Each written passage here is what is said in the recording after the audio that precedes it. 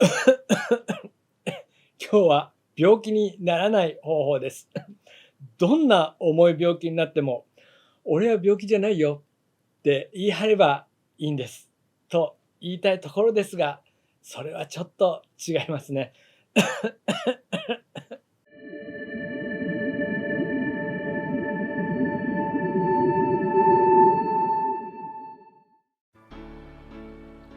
こんにちは。マハリス総合教育研究所群馬オフィスで超越瞑想を教えている森正也です。さて、病気にならない方法と聞くとどのように思いますか？現代社会では結構多くの方が何かしらの病気にかかっていたりしますね。体の具合があまり良くなくて、食事の時に薬を飲んでいる人もいますし、ストレスなどで心の病気に悩んでいる人もいます。私ですと、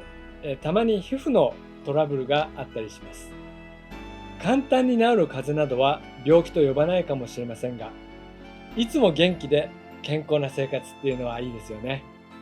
さて、健康の定義について考えてみると、WHO 世界保健機関によると、健康とは身体的、精神的、社会的に完全に良好な状態で、単に疾病がないとか虚弱ではないということではないと定義されています。このフレーズもちょっと分かりにくいかもしれませんが、要するに健康っていうのは病気じゃないっていうだけじゃなくて、毎日生き生きと楽しく過ごせる状態っていう感じだと思います。体も健康、心も健康、そして社会的にも不安がなくて、自分自身に満足している状態はいいですよね。これはまさに超越瞑想のゴールでもあります。それでは今日のお話はこの超越瞑想の本の153ページ、第3部生きる技術の第2章、存在の技術の中の、健康と存在の技術のところです。さて先ほどは WHO での健康の定義についてお話をしましたが、この超越瞑想の本ではどのように定義されているかと言いますと、健康とは進化と調和して実存していることとなります。わかりますか？わからないですよね。いや、すいません。わかりにくいかもしれません。と言い直しましょう。これはですね、よく考えてみると、WHO の定義と同様のこととも言えると思います。どのようなことかと言いますと、健康とは進化と調和して実存というフレーズの進化と調和ですね。ここがポイントです。実存というのは実際に存在していることですので、あなたが生きているのであればそのことです。進化と調和して生きている、存在しているっていうことですね。では、進化と調和というのはどのようなことでしょうか？私たちは日々進化しています。決して止まっていません。毎日特に何もしていないように見える人でも、そこには変化があります。そして健康な人というのは毎日を楽しく過ごしていますが、そこには成長や進化というものがあります。何かを解決したり、より快適になったり、友達との仲が深まったり、新しい出会いがあったり、達成感を味わったり、そういうことですね。そしてそれらの進化がスムーズに調和的な状態を健康と定義しています。その状態は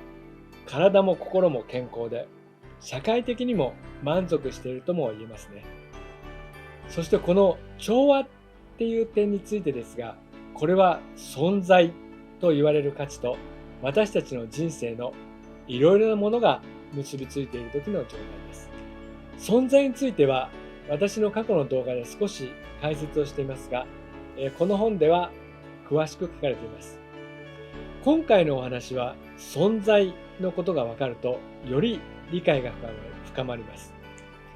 存在というのは全ての基盤です。その存在は絶対的な価値を持っていて、それがこの世界を表現しているものです。さてここで最初の WHO の健康の定義に戻ってみましょう。覚えていますか？健康とは身体的、精神的、社会的に完全に良好な状態で、単に疾病がないとか虚弱ではないということではないということでしたね。この本の153ページの後ろの方に書かれているのは、心と体と環境のレベルに存在を確立する方法があるので、あらゆるレベルで完全な健康を実現することが可能ということです。心、体、そして環境、この3つが健康の鍵というのは WHO の定義と同じです。これらにおいて不調和、つまり調和が保たれていない状態ですね。それと不統一、つまりバラバラなことです。これらに存在が確立されると、あらゆる苦しみが取り除かれると言われています。健康という状態は、あらゆる苦しみが取り除かれた状態と言い換えることもできるわけです。この存在が心、体、環境の基盤であるというのは、例えば木で言えば木の幹、枝、葉っぱ、果実、それぞれの基盤にあるのが樹液であるということと同じです。樹液が木の表面のレベル、例えば葉っぱですね。そういうところに届かなければ枯れていきます。これはわかると思いますが、木がありますよね。春には桜、秋には紅葉などの景色を楽しむことができるのは、それぞれの木が健康であるからです。そしてそれぞれの葉っぱに樹液が届いていないと枯れてしまいます。人間の場合には、存在という価値が心や体、そして周囲の環境に対して樹液のように浸透していくことで調和が生み出されます。存在が生命の表面レベルにもたらさなければ、生命の外側が苦しみ始めます。木で言えば葉っぱが枯れてきてしまう状態です。もう一度繰り返しますが、WHO の定義は、健康とは身体的、精神的、社会的に完全に良好な状態で、単に疾病がないとか虚弱ではないということではないということでした。そしてこの超越瞑想の本では同様の定義もされているんですが、注目すべきは解決方法が提示されていることです。ただ定義を聞いても、ではどうやってそれを実現するんですかっていう疑問が生まれますよね。いろいろな方法を試して実現すると思うのですが、それはあなた、あるいは他の方々がそれぞれ独自の方法で行うことになります。どのようにすればそれを実現できるのかという具体的な方法はわかりません。しかし私たちには超越瞑想という方法があります。これが健康を達成するための手段になります。楽に座って超越瞑想を行うだけで、自動的にあなたの中に存在が確立されていきます。それはただ毎日超越瞑想を行うだけです。それによって存在が定着し、心、体、環境に調和がもたらされます。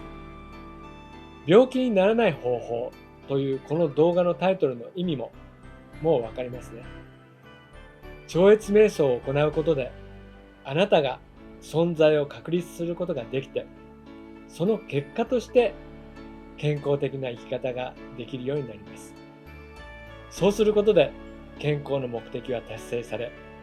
あらゆるレベルに調和が確立されて、生命の統合が成就されるようになるでしょうと、この本の著者のマハリシが述べられています。大事なのは、心、体、環境に存在が反映されること、そしてそれらが調和することです。もし全ての人類がこのような状況になれば、人々の争いはなくなり、人と人とが助け合えるような世界になるのではないでしょうか。超越瞑想はただ単にあなたの心と体に良い影響を与えるだけではなく、多くの方々が幸せになる可能性を秘めたテクニックでもあります。はい、今日のお話はここまでです。超越瞑想に興味を持たれた方は、ぜひお近くの瞑想センターで超越瞑想の説明会が行われておりますので、ぜひご参加していただければと思います。私は群馬オフィスで超越瞑想を教えています。本日もご視聴いただき感謝いたします。ありがとうございます。